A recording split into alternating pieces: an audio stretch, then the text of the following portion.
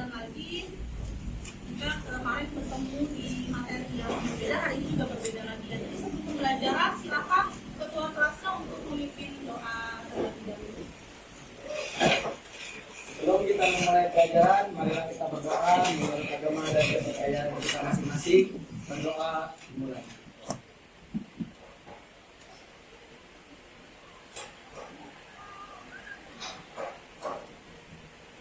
Doa bersama.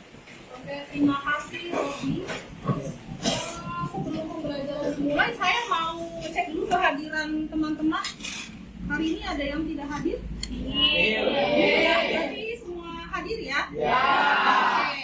Nah, hari ini pembelajaran kita adalah mengenai dampak sosial informatika. Itu lanjutan dari materi yang sudah saya sampaikan sebelumnya. Jadi nanti di sini saya akan menampilkan slide.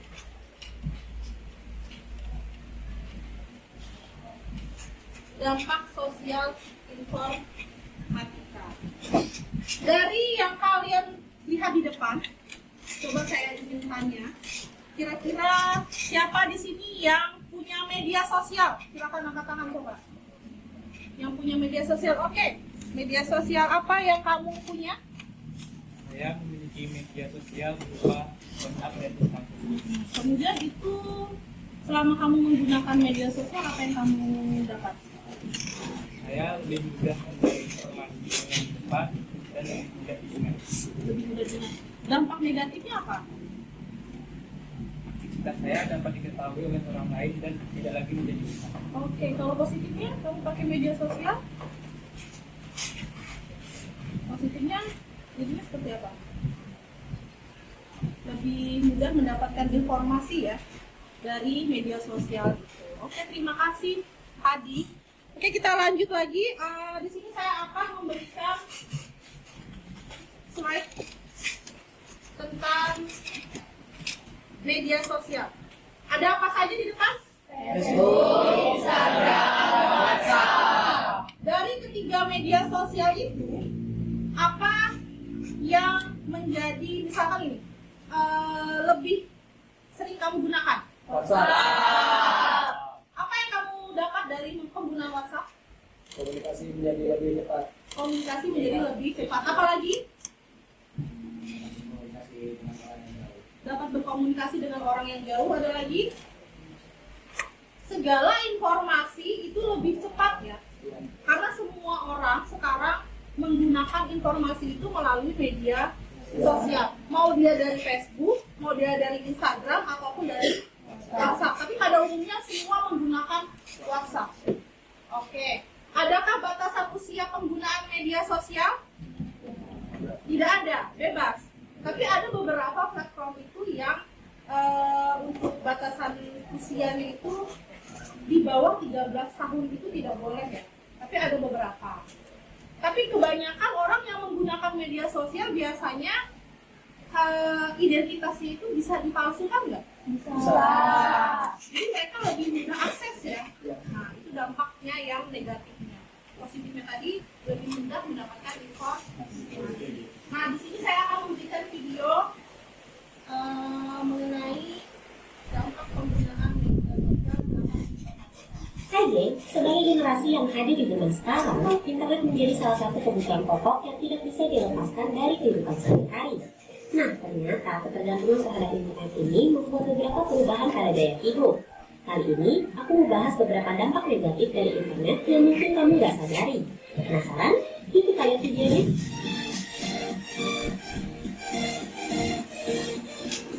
Yang pertama adalah kurangnya komunikasi tatap muka. Terdengar sangat ironis ketika kurangnya komunikasi tatap muka disebut-sebut sebagai salah satu efek negatif dari internet karena internet seharusnya mendekatkan orang.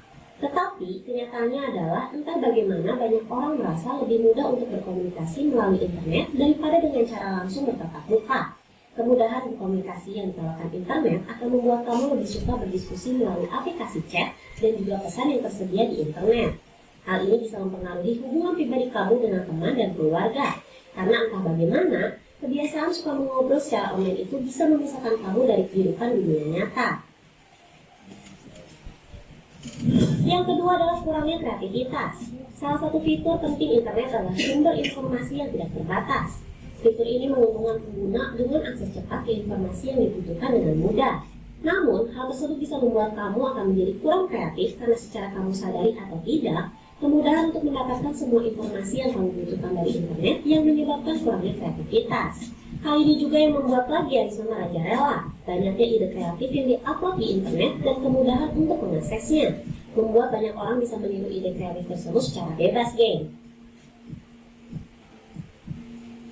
Yang selanjutnya adalah insomnia. Insomnia adalah gangguan tidur yang terjadi ketika orang tidak dapat beristirahat atau tidur. Internet entah bagaimana telah membuat penggunanya menjadi insomnia. Tidak dapat dipungkiri bahwa kebiasaan kamu berinternet sepanjang hari bisa membuat kamu begadang hanya untuk berselancar di internet, seperti bermain game ataupun sekadar mengecek media sosial. Hal itu akan menjadi kebiasaan dan percayalah tidak mudah untuk menyingkirkannya. Karena itu, ada baiknya mulai saat ini kamu harus bisa membatasi penggunaan internet dan tidur lebih awal lagi untuk menghindari kamu dari gangguan insomnia, geng. Yang keempat adalah kecanduan internet. Kecanduan internet tidak kalah berbahaya dari jenis kecanduan lainnya.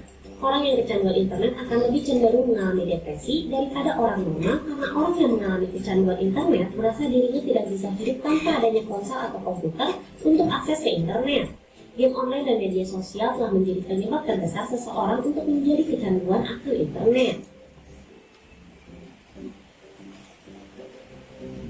Nah, yang terakhir adalah marak cyberbullying. Cyberbullying pada dasarnya adalah istilah untuk menggambarkan intimidasi penggunaan internet. Kerugian ini dapat dianggap sebagai salah satu efek negatif paling jahat dari internet. Sudah banyak orang yang menjadi korban cyberbullying. Pengguna internet lebih rentan menjadi korban bully karena cara bully di internet itu lebih aman dan lebih mudah daripada bully secara fisik karena hampir tidak ada peraturan atau hukum untuk mengendalikan masalah cyberbullying. Para korban intimidasi dunia maya mungkin merasa terhina atau malu karena komentar atau pendapat yang jahat dan buruk. Efek negatif akan lebih buruk pada remaja, terutama pada mereka yang berada dalam masa puber dengan semua kerentanan dan kepekaan yang dimilikinya. Ada beberapa kasus dari korban cyberbullying yang membuat korbannya menjadi gila dan akhirnya bunuh diri. Nah, itu dia tadi geng 5 dampak negatif internet yang mungkin tidak kamu sadari. Makanya kalian harus lebih berhati-hati lagi dalam menggunakan internet. Nah, kalau misalnya kalian juga suka sama video ini, jangan lupa kalian pencet tombol like geng sebagai generasi yang hadir di zaman sekarang. Video yang sudah saya tampilkan tadi adalah dampak negatif dari penggunaan media sosial. Kita mulai dari positif. Yang pertama negatifnya dari apa di situ?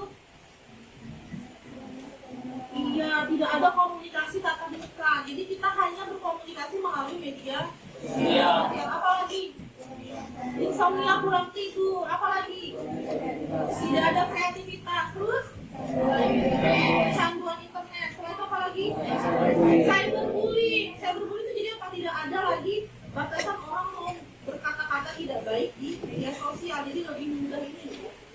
Nah, dari penjelasan yang tadi itu ada yang ingin ditanyakan? Sudah paham ya semuanya? Baik. Kalau saya ajak kalian berdiskusi mengenai dampak media sosial, saya kasih waktu untuk beberapa menit. Nanti setelah itu kalian mempresentasikan, nanti salah satu kelompok mempresentasikan hasil diskusinya. Oke, saya bagikan LKPD-nya.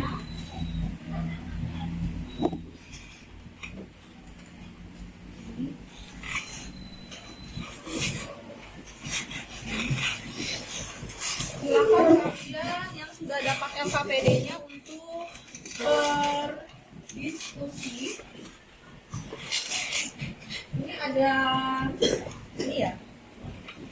Ada penjelasannya sama seperti yang tadi saya tampilkan video yang ada di depan.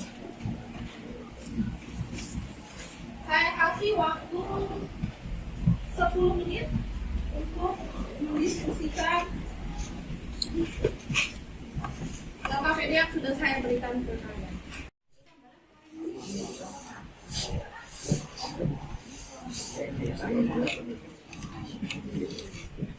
Please, dengan kelasnya juga ya.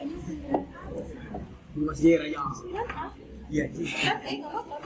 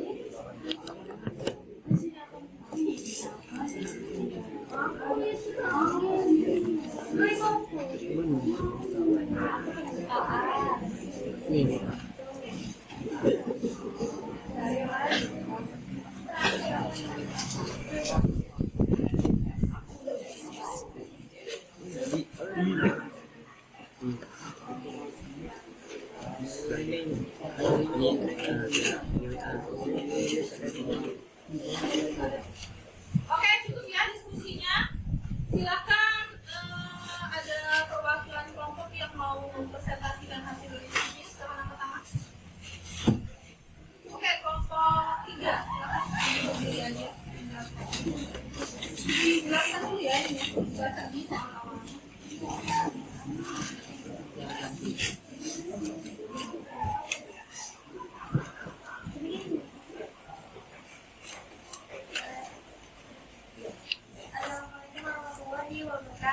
Assalamualaikum warahmatullahi wabarakatuh. Saya perwakilan dari kelompok 3 akan membacakan hasil diskusi kami. Nomor 1. Menurut kalian, apa sebenarnya dan bagaimana sejatinya media sosial dipakai dan diperuntukkan? Untuk siapa saja yang bisa mengakses media sosial?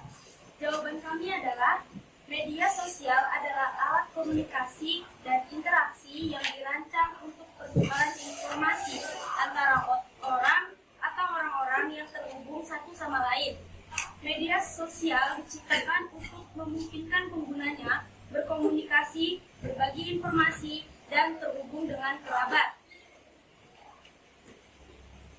Media sosial dapat diakses oleh siapa saja yang memiliki akses internet dan perangkat untuk mengaksesnya, misalnya komputer, laptop, ponsel, atau tablet.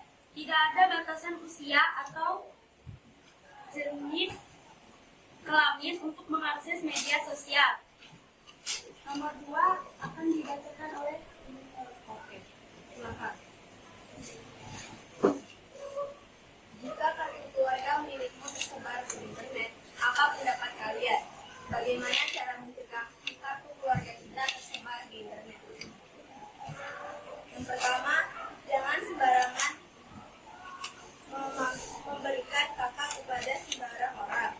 Yang kedua, orang akan mendapatkan informasi yang atau melalui informasi benar.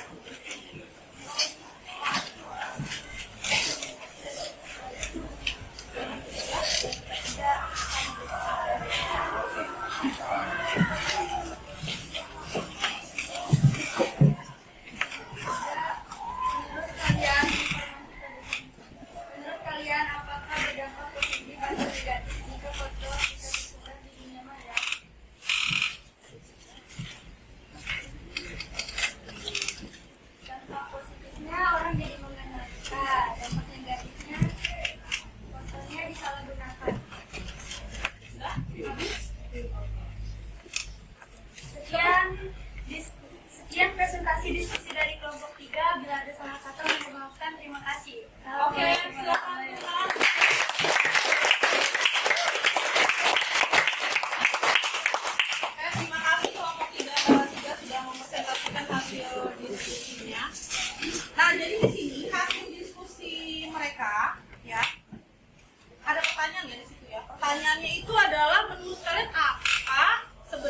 dan bagaimana sejatinya media sosial dipakai dan diperuntukkan.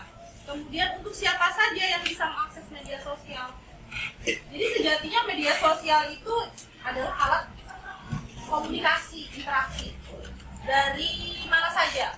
Jadi tidak perlu kita berinteraksi dengan orang secara langsung. Kemudian untuk siapa saja yang bisa mengakses itu, bebas siapa saja boleh akses. Tapi ada beberapa platform yang memang melarang atau membatasi usia ya. Batasan usianya berapa? 13 tahun ke bawah. Karena ada beberapa platform itu yang saya tahu seperti YouTube itu ada YouTube yang diakses untuk, ada YouTube yang hanya diakses untuk anak usia dini. Di usia dini itu mungkin sekitar yang bisa pakai handphone biasanya udah dari umur 3 tahun itu udah bisa ya. Sampai dengan SD umur 8 9 tahun itu dia pakai akses YouTube yang seperti ini. Kemudian ada kartu keluarga ya, kartu keluarga di sini. Apa yang terjadi bila kartu keluarga kamu tersebar di media sosial? Jadi jawabannya apa? Akan mudah sembarang orang menggunakannya. Ada banyak sekali aplikasi seperti contohnya pinjaman online. Dengan cara kartu keluarga tadi, kemudian KTP yang disebarluaskan dia akan pakai tadi akan diberikan kalau gunakan ya. Ada 2 pertanyaan lagi di sini tentang berita hoax dan apa ini? Apakah dampak positif dari foto yang kamu sebarkan di media sosial? Dampak positifnya orang ya jadi tahu, oh itu kamu. Jadi kalau saya ketemu langsung, saya kenal kok sama dia tapi tidak berinteraksi secara langsung. Negatifnya apa? Sekarang lagi maraknya apa ya namanya yang robot yang bisa menyerupai manusia. Bisa jadi ya AI itu bisa jadi wajahmu nanti bisa ada di robot itu.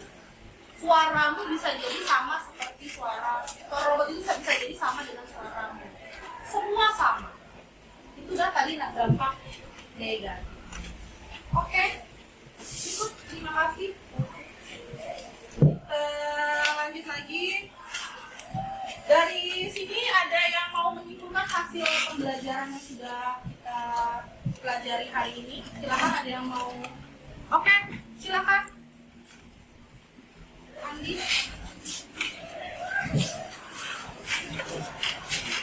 Baik, jadi dari saya ingin menyimpulkan dari dampak sosial informasi tersebut ada 2 dampak, yaitu dampak negatif dan dampak positif. Jadi contoh dampak negatif ini adalah yang orang sebelumnya kita tidak kenal sama sekali, jadi bisa kenal dengan kita secara tidak langsung. Dan dampak positifnya adalah informasi dapat cepat diketahui. Yang kalian dapat dari kesimpulan pembelajaran kita.